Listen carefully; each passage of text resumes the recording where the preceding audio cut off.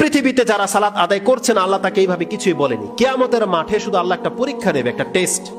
আল্লাহ কি বলেছে কোরআনে সূরা আল কালাম, তাতে আল্লাহ সুবহানাহু ওয়া তাআলা বলেছেন ইয়াউমা ইউকশাফু আন সাকিন ওয়া ইউদাউনা ইলা সুজুদি ফালা ইস্তাতিউন। আল্লাহ কাল কিয়ামতের মাঠে তিনি তার চেহারা নয়, তার সত্তার কোন একটা অংশ বলা হয়েছে। হাদিসের মধ্যে সাক এসেছে, আর সাক আমরা জানি হাঁটু থেকে টাকনু পর্যন্ত, এই জায়গাটাকে সাক বলা হয় আরবিতে।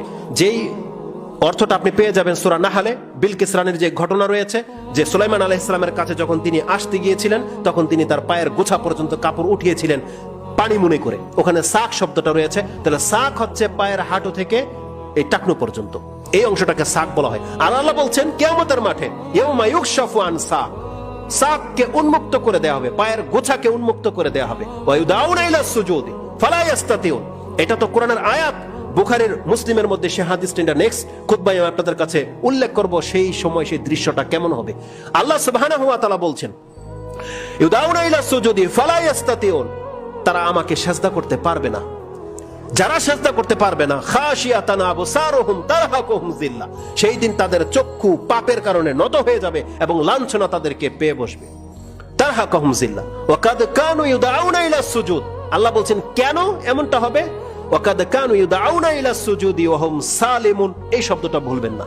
আল্লাহ সুবহানাহু ওয়া তাআলা বলছেন এই জমিনে তাদেরকে সিজদা করার জন্য ডাকা হয়েছিল। ওয়া হুম সালিমুন, তারা ছিল নিরাপদ, তারা ছিল সুস্থ, তারা ছিল অভাবমুক্ত, নামাজ পড়া লাগবে না এমন কোনো বাহানা তাদের ছিল না।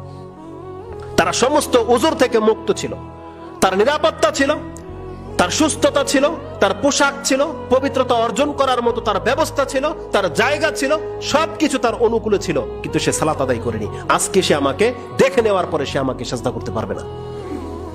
প্রথম কথা হচ্ছে বেনামাজে আল্লাহকে দেখতে পাবে না, আল্লাহ শুধু তার পায়ের কিছু অংশ দেখিয়ে দিবে, যেমনটা এই কোরআনের আয়াতে আছে।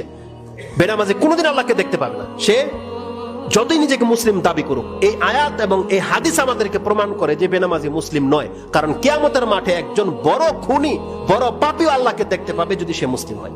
কিন্তু আল্লাহ সুবহানাহু ওয়া তাআলা এখানে বেনামাজিদেরকে পৃথক করার জন্য তার চেহারা নয়, তার পায়ের কিছু অংশ উন্মুক্ত করে দিয়ে সালাতের জন্য ডাকবে, সিজদা করার জন্য ডাকবে। আল্লাহ বলছেন ফালা ইস্তাতিউন, সে সিজদা করতে পারবে না।